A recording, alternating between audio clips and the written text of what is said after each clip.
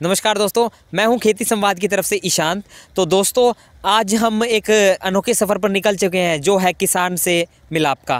तो दोस्तों, इस सफ़र के अंदर मैं किसानों भाइयों से मिलूंगा और उनसे उनकी खेती के बारे में उनसे बातचीत करूंगा कि किन योजनाओं का वो फ़ायदा उठा रहे हैं, वह किस प्रकार से वह खेती करते हैं। आइए बने रहिएगा हमारे साथ वीडियो में। तो दोस्तों, आज हम आ चुके हैं गाँव फतुपर में और मेरे साथ कुछ किसान बैठे हैं। आइए इनसे बातचीत करते हैं, इनसे जानते हैं इनको फसलों की योजनाओं से कुछ फ़ायदा हो भी रहा है या नहीं हो रहा है। तो आइए जानते हैं। नमस्कार अंकल जी। बस अभी तक तो कुछ हो नहीं रहा भाई, आगे देखो भी क्या होएगा जो तो सरकार। आप क्या उगाते हैं अंकल जी? बस वो तो क्यों ही वो कर रहे बस सारी या जीरी लगाते हैं, बस जीरी के टाइम जीरी लगाते हैं। तो जीरी आप मंडी में बेचने जाते हो तो कितने में होती है? मंडी जो सरकारी रेट हो इसी वही दाम मिलते हैं। अच्छा, तो कुछ फ़ायदा हो रहा है आपको इससे? हाँ, बस वो जो सरकार का रेट हो तो मिल ही रहा है अभी, उससे और क्या फायदा हुआ था वरना कोई 2 रुपये फालतू नहीं देता, कोई ना कोई कम देता किसी से। जो कुछ योजनाएं भी आई हैं नई, उनके बारे में उनके बारे में अभी कोई पता नहीं लगा। नहीं पता लगा है। हाँ, जैसे कि अपने वो पैसे मिल रहे हैं, उनकी सेवा मिल रही वो तो मिल रहे हैं, उसमें तो कोई वो नहीं है, 2-3 साल तैयार लग रहे। आइए अंकल से बात करते हैं। नमस्कार अंकल जी। है। नमस्कार जी, आपका नाम बताइए अंकल। मेरा नाम सुभाष खान तोपुर। जो स्कीम है जैसे कि फसल बीमा योजना का किसानों को फ़ायदा तो होया है, लेकिन जिन्होंने करवाया उन्हीं को फ़ायदा होया है। छोटे छोटे जिम्मेदार हैं लेकिन नहीं करवा सकते। जो 2000 रुपये की स्कीम है, कभी किसी को मिल भी रही है, किसी को ना भी मिल रही, किसी कट भी गई है।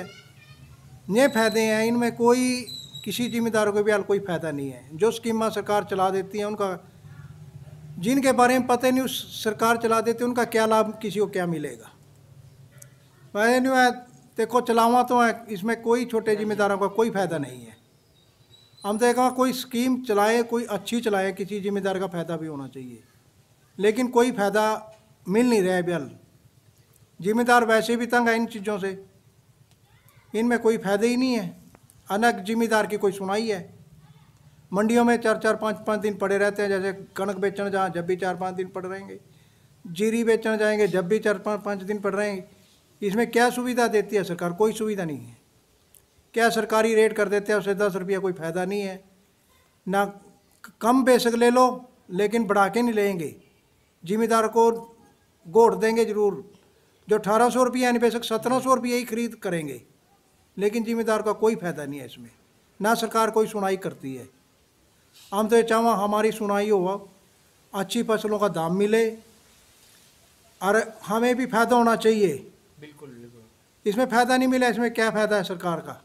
इसमें कोई वह नहीं है हमारा। तो आप उगाते क्या हैं अंकल? जैसे कि गेहूं और धान की फसलें तो जीरी अभी किस जारी। चीज़ का सीजन चल रहा है? अब कणक का सीजन है। कणक का सीजन। हाँ, ठीक है, ठीक है। अब कणक लगाई हुई है। तो देखिए, किसान वर्ग आज इतनी बड़ी परेशानी में है। तो आप अंकल जी, आपके पास ट्रैक्टर वगैरह है या कुछ है साधन ऐसा जिससे आप खेती करते हैं? भाई ट्रैक्टर भी है, लोनों पे ट्रैक्टर लिए हुए हैं। दोनों पे लिए हैं। अच्छा। जब लोन पे ले लेते हैं, इनके माफ़ी नहीं सरकार देती, इनका फ़ायदा क्या है? जब तो कह देते हैं इलेक्शन आते हैं, हाँ भाई हमारा हम माफ़ करेंगे, कर्जे माफ़ करेंगे, लेकिन बढ़ने के बाद कोई किसी का कर्जा नहीं माफ़ होता। बिल्कुल। लेकिन जिम्मेदार इन चीज़ों से बहुत दुखी है। सरकार कह देती कुछ है, करती कुछ है, बिल्कुल। लेकिन इसमें कोई जिम्मेदार को कोई फ़ायदा नहीं है। हम तो चाहे सरकार अच्छी स्कीम बनाए, जिम्मेदारों को फ़ायदा मिलना चाहिए, लेकिन जिम्मेदारों को कोई फ़ायदा ही नहीं है। फसल मर जा, कुछ मिलता नहीं, इसमें फ़ायदा क्या है? रब मार देता है नूंगा, सरकार मार देती है जिम्मेदार को।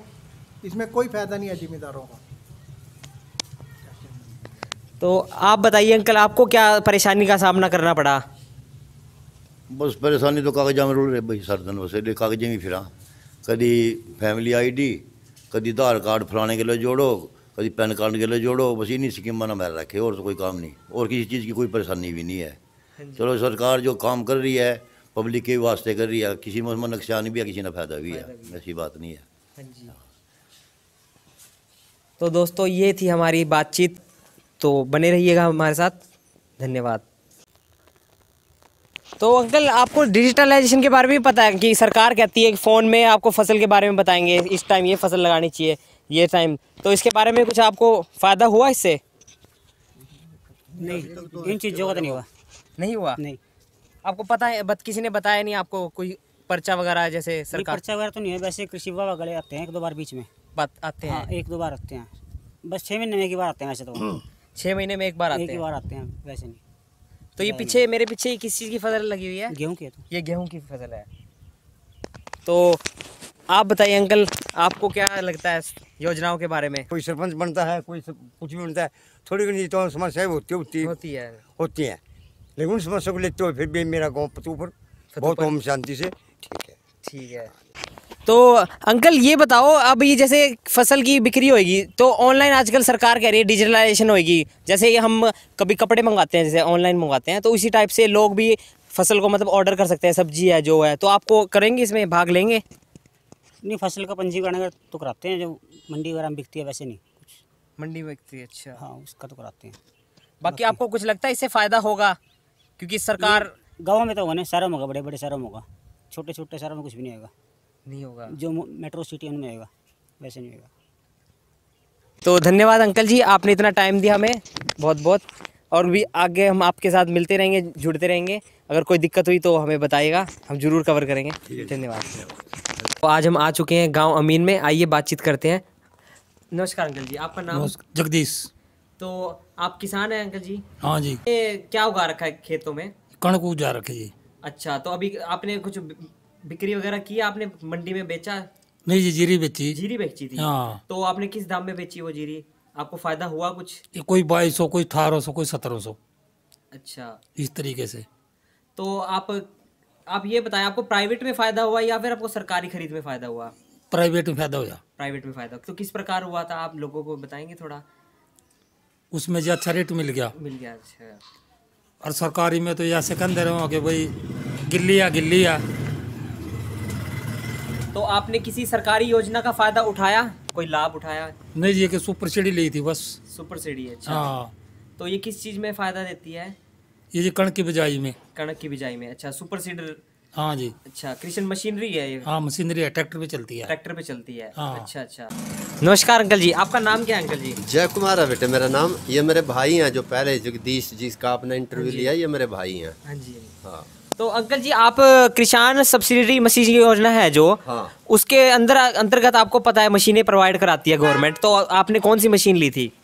बेटे आप देख रहे हो कि हमारा जो प्रदूषण लेवल है दिनों दिन बढ़ता जा रहा है। हाँ जी। और किसान जो है वो पराली को जला रहे थे अब तक। अब धीरे धीरे ये चीज़ जो है ना, सरकार ने ऐसी मशीनें प्रोवाइड करवा दी हमारे को कि जिसके अंतर्गत हमारे को पराली को जलाने की बजाय उसको भूमि सुधार भी हो रहा हमारा। और भूमि सुधार के अंदर धीरे धीरे हमारी ज़मीन की जो उर्वरा शक्ति है वो भी बढ़ रही। और उसके लिए सरकार ने सब्सिडी देगा हमारे को अभी एक नई मशीन प्रोवाइड करवाई है जिसका नाम है सुपर सीडर। सुपर सीडर वो 100%, 100% पराली को ना भूमि के अंदर ही समेट देती है। उसको अच्छा। जलाने की आवश्यकता नहीं पड़ती बिल्कुल भी। और उससे हमारे को किसानों को ना, जैसे सरकार डीएपी खाद है गेहूं के लिए, मतलब ऐसे लगता है जैसे कि 1 कट्टा डीएपी का उसके अंदर डाल दिया हो। उसका जो फसल अवशेष है उसका ज़मीन के अंदर हमारी इतना लाभ है। तो ये सुपर सीडर हमने लिया मेरे भाई ने। हाँ जी। हाँ जी। तो उसके ऊपर लगभग हम जिस दुकानदार के पास गए, वो दुकानदार हमारे को बोलता है कि अभी मैं सब्सिडी आपके खाते में खुद आएगी, मैं तो पूरे पैसे लूँगा आपसे। तो हमने उसको 2,60,000 रुपये वहीं मौके पे दे दिए। 8-9 महीने के बाद हमारे खाते के अंदर 1,05,000 रुपया सब्सिडी के रूप में आया। अच्छा। तो सरकार सब्सिडी दे रही है और सब्सिडी का किसानों को वास्तव में लाभ हो रहा है। तो इसी तरह से हमारे आस पड़ोस में और भी किसान हैं। मेरा एक भाई है और उसने वो लिया मिट्टी को मिलाने वाला एक औजार लिया, क्या उसका नाम है शायद रूटावेटर उसको कहते हैं जी। रूटावेटर। तो उसके ऊपर भी सरकार ने उसको 50% सब्सिडी दी है। और वो सरकार ने पहले ही मतलब उसको दे दी, उसको सिर्फ 50% ही पैसे भरने पड़े। अच्छा। तो यहाँ थोड़ा सा अलग अलग, जैसे जिसके पास हम लेने के लिए जाते हैं उनके अंदर थोड़ा अलग अलग, वो कोई सोचता है भी मैं तो पहले ही पूरे पैसे ले लूँगा अपने और उसके बाद आपकी सब्सिडी आएगी। कुछ लोग जो उसमें सब्सिडी पहले ही काट के और किसान से जो बचे पैसे हैं वो ले लेते हैं। तो इस तरह का सिस्टम है और इससे जो है ना वातावरण भी हमारा इम्प्रूव होने लग रहा धीरे धीरे। और जो हमारी भूमि की जो उर्वरा शक्ति मतलब जो डाउन जा रही थी दिनों दिन, हाँ जी, मैं कहता हूँ मेरी तो राय ये है, अगर ये ऐसे ही चलता रहा 2-4 साल के अंदर ना हमारी भूमि की उपजाऊ शक्ति इतनी बढ़ जाएगी हाँ जी, कि फसलें जो हैं उसके अंदर यूरिया की भी कम आवश्यकता पड़ेगी और दूसरे खादों की भी। और दूसरी बात जो है, जो हमारी फसल है जैसे गेहूं या जीरी जो हमारे यहाँ आम हो रही है, तो उनकी क्वालिटी के अंदर भी इतना सुधार होगा कि मतलब ये जो आज जो बीमारियां इतनी फैल रही हैं ये भी शायद कम हो जाएं। बिल्कुल कम होगी अंकल जी। अच्छा, दूसरा हमारी जो फसलें हैं जो सरकार ले रही है, तो मतलब कई बार तो ऐसा लगता है हमारे को जैसे प्राइवेट वाले और भी ज़्यादा पैसे। अब की बार जो जीरी बिकी वो प्राइवेट वालों ने तो 2200 तक ली और सरकार ना, मतलब ये नहीं कह सकते हम कि जो MSP सरकार ना दे रखा है भाई, MSP के ऊपर सरकार ना हमारी फसलें नहीं खरीदी, हमारी जीरी MSP पे ही खरीदी गई है। हाँ जी, तो किसान को कोई ज़्यादा इसके अंदर कोई घाटा नहीं दिया गया। वो कई बार ऐसा हो जाता है कि उसकी क्वालिटी के अंदर कोई कमी हो तो फिर 10-20 रुपये 50 रुपया अगर उसमें वो कम कर लें तो फिर वो एक अवसर की बात है। तो ऐसा बेटे हमने तो ऐसा देखा है। तो दोस्तों ये थी हमारे बीच संवाद की बात। तो अंकल जी का बहुत बहुत धन्यवाद करूंगा, अपना कीमती समय दिया अंकल आपने। आज हम आ चुके हैं गांव ईशरगढ़ में। तो मेरे साथ कुछ किसान भाई हैं जो मछली पालन करते हैं। आइए इनसे बातचीत करते हैं कि कैसे मछली की शुरुआत की जाती है। नमस्कार अंकल जी। हाँ जी सर, वो कलकत्ता से बच्चा आता है। कलकत्ता से, ठीक जी। है, ठीक है। उसमें कई वैरायटियाँ आ जाती हैं जैसे राहू, कतला, गोल्डन, मराठी, बी ग्रेड वगैरह वगैरह, बहुत सी वैरायटियाँ होती हैं। हाँ जी, तब जाके हम उसको बच्चा जैसे छोड़ दिया, हाँ जी, फिर उसको 2-3 दिन के बाद खाना चालू कर देते हैं। तो खाने में आप क्या देते हैं उसे? खाने में उसमें रेडीमेड फीड आती है जी, फीड IB आती की है? IB जी, हाँ जी। और अपने ग्रोवर की आती है अच्छा, ग्रोवर की जी, खादी की आती है, कई फीडें आती हैं। तो जैसे सुबह शाम देते हैं या इसका कोई टाइम होता है कुछ? सुबह और शाम को इसका सुबह टाइम शाम। होता है जी। अच्छा, मच्छी का जिस टाइम हम उसको दाना देंगे उसी टाइम वो खुद ब खुद वहीं पर आ जाती है जहाँ पर हम उसको दाना देते हैं। तो देखिए पानी में जैसे आप जानते हैं गंदगी हो जाती है, बैक्टीरिया होते हैं, तो उनसे बचने के लिए आप क्या करते हैं? उसके बचने के लिए दवाइयाँ हैं जी। दवाइयाँ हैं? जैसे मच्छी के जूं लग गई, फंगस आ गई, हाँ जी। तो उसके लिए हम दवाई डालते हैं। तो इससे कोई मछली पर इफेक्ट तो नहीं होता? नहीं, उनकी हेल्थ को रिलेटेड कोई कुछ नहीं होता है जी उससे। तो मैं पीछे देख रहा हूँ ये तारे हैं, ये तारे का काम क्या है अंकल जी? ये तारें लगाते हैं पक्षियों के लिए, पक्षियों के लिए। अच्छा, कि ऊपर से जो पक्षी उड़ करके हाँ जी, बाज है, बुगला है, जलकाग है, ये बच्चा ना उठाए। बच्चा ना उठाए, ठीक है। अगर ये तार नहीं होगी हाँ जी, तो मच्छी नहीं पाल सकते। बिल्कुल बिल्कुल जितना हमारा इनकम होगा उतना ये पक्षी उठा ले जाएगा। बिल्कुल बच्चे बिल्कुल। को।